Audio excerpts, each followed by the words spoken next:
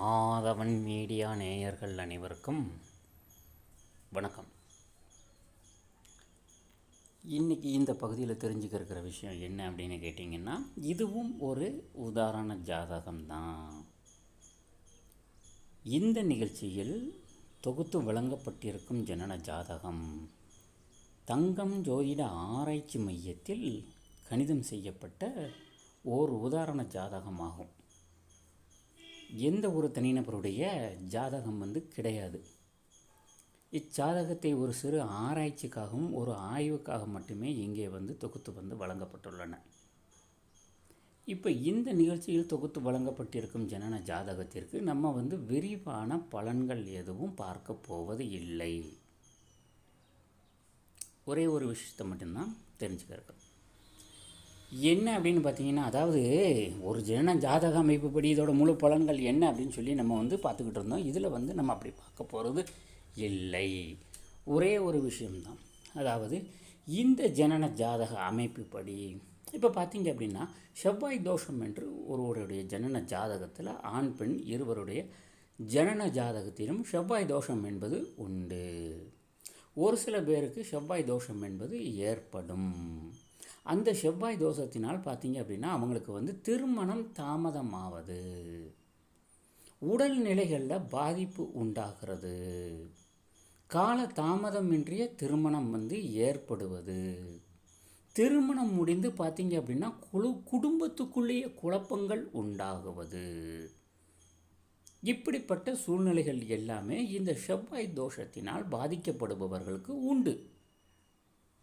செவ்வாய் தோஷத்தினால் பாதிக்கப்படுபவர்களுக்கு இப்பிரச்சனைகள் எல்லாமே இருக்கும். ஆனால் பார்த்தீங்க அப்படின்னு சொல்லணும்னா, இந்த செவ்வாய் தோஷம் எதனால் ஏற்படுது, ஏன் ஏற்படுது அப்படின்னு சொன்னால், எல்லாமே அந்த குழந்தைங்க ஜனிக்கக்கூடிய டயங்களில் அந்த கிரகச்சாரங்கள், பூமி மண்டலம் கிரகச்சாரங்கள் எங்கே சுற்றி கொண்டு இருக்கிறதோ அந்த கிரக நிலைகளை பொறுத்து தான் இந்த செவ்வாய் தோஷம் என்பது அமைவதுண்டு. ஆனால் பார்த்தீங்க அப்படின்னு சொல்லணும்னா, இதுக்கும் பார்த்தீங்க அப்படின்னா திருமணத்துக்கும் சம்பந்தம் இருக்கான்னா கண்டிப்பாக திருமணத்திற்கு இதற்கும் கண்டிப்பாக சம்பந்தம் என்பது உண்டு. பல பிரச்சனைகளை என்பது செவ்வாய் தோஷம் ஆளாக்கிவிடும். ஆனால் இந்த செவ்வாய் தோஷத்திற்கு எளிய பரிகாரம் என்று இதற்கு முந்தைய வீடியோக்களில் நிறையவே பரிகாரங்கள் எளிமையான முறையில் கூறியிருக்கிறேன்.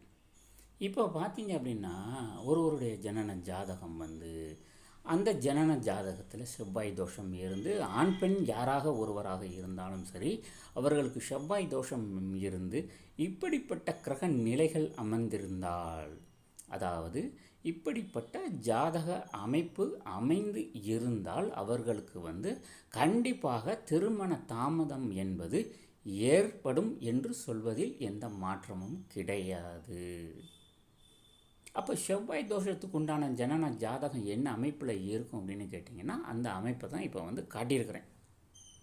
இந்த அமைப்புகளில் இருந்தால் கண்டிப்பாக அது செவ்வாய் தோஷம் உள்ள ஜனன ஜாதகமாகும். அங்கே திருமண தாமதம் என்பதும் ஏற்படும். அப்போ இதுக்கு நம்ம முறையான பரிகாரங்கள் செய்வதனால் அத்தோஷம் நிவர்த்தியாகும். ஆனால் விதியின் அமைப்பு இதுவென்றே இருந்தால் எவராலும் வெல்ல முடியாது. இப்படி பார்த்தீங்க அப்படின்னு சொன்னால் ஒவ்வொரு ஜனன ஜாதகத்திலையும் நிறைய சப்ஜெக்டுகள் தெரிஞ்சிக்க வேண்டியது இருக்குது. இன்னும் பார்த்தீங்க அப்படின்னம்னா எவ்வளவோ விஷயங்கள் தெரிஞ்சிக்க வேண்டியது இருக்குது. எனவே நம்மளுடைய நேயர்கள் அனைவரும் நம்மளுடைய நிகழ்ச்சியை தொடர்ந்து பாருங்கள். இன்னும் பார்த்தீங்க அப்படின்னம்னா உதாரண ஜாதகம் இலகழகு என்ற தலைப்பில் நிறைய வீடியோக்கள் தொடர்ந்து வந்து கொண்டே இருக்கும்.